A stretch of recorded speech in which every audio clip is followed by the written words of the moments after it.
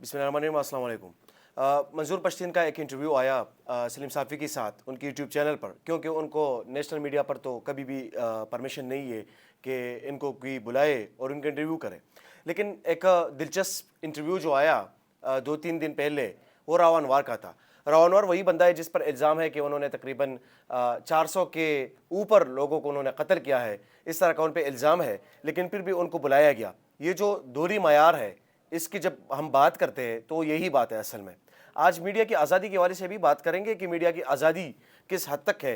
दूसरी बात जो है वो ये है कि मंजूर पश्तीन की इंटरव्यू में राव अनवर का क्या जिक्र हुआ सलीम साफ़ी के साथ, वो ज़रा आप लोगों के साथ शेयर कर रहा हूँ कि सलीम साफ़ी ने उनका इंटरव्यू किया और सलीम साफ़ी ने उनसे सवाल पूछा कि आप ऐसे करें कि सबसे पहले तो आप मुझसे कोई सवाल पूछे। उन्होंने कहा मंजूर पश्तीन ने कि आपने राव अनवर को बुलाया और उन्होंने इतने कत्ल भी किए हैं, लेकिन आपने मुझे नहीं बुलाया क्योंकि मैंने कोई कत्ल नहीं किया, क्योंकि मैं पुरअमन बंदा हूँ, इसलिए आपने मुझे नहीं बुलाया। तो उसके बाद तो उन्होंने काफ़ी वजाहत भी दी सलीम साफ़ी ने कि ये इसकी वजूहात है, इस वजह से मैं किसी को आपको नहीं बुलाते हम। और रियासत अगर आप पे पाबंदी ख़त्म करे तो फिर सबसे पहले ही आप मुझसे गिला कर सकते हैं, हमारे चैनल से गिला कर सकते हैं, फिर आपको हम बुलाएंगे। सलीम साफ़ी ने मीडिया की आज़ादी की भी बात की कि मीडिया जब तक आज़ाद था तो उसी टाइम तक हम अपने हकूक़ के लिए और अपनी आवाज़ हम उठाते रहे, लेकिन मीडिया अब उसी तरह से आज़ाद नहीं है जिस तरह पहले मीडिया आज़ाद थी।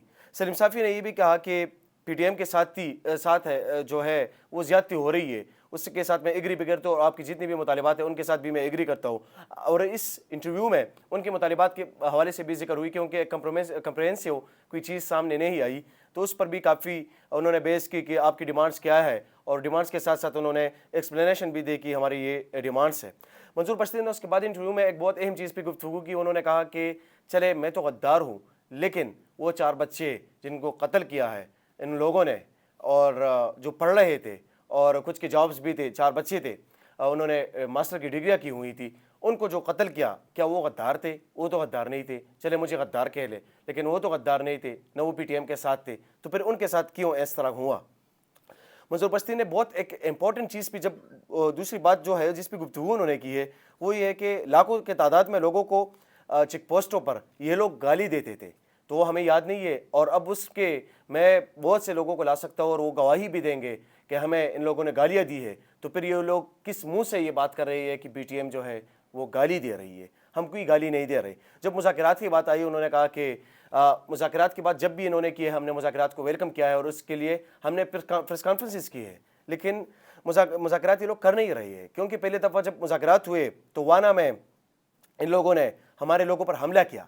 जब 2018 में जब दूसरी दफ़ा इन्होंने मुज़ाकरात की बात की, तो उसके बाद उन्होंने खड़कमर का वाक़या जो है वो रोनमा हुआ और उसमें हमारे लोगों पर तशद्दुद हुआ। जब तीसरी दफ़ा इन्होंने मुज़ाकरात की बात की, तो तीसरी दफ़ा 2020-21 में जो परसटक ने इनको कहा था कि हमारे साथ आप लोग मुज़ाकरात करें, तो उस दफ़ा जब इन्होंने हमें कॉल दी तो उसी दफ़ा मुझे इन्होंने गिरफ़्तार किया।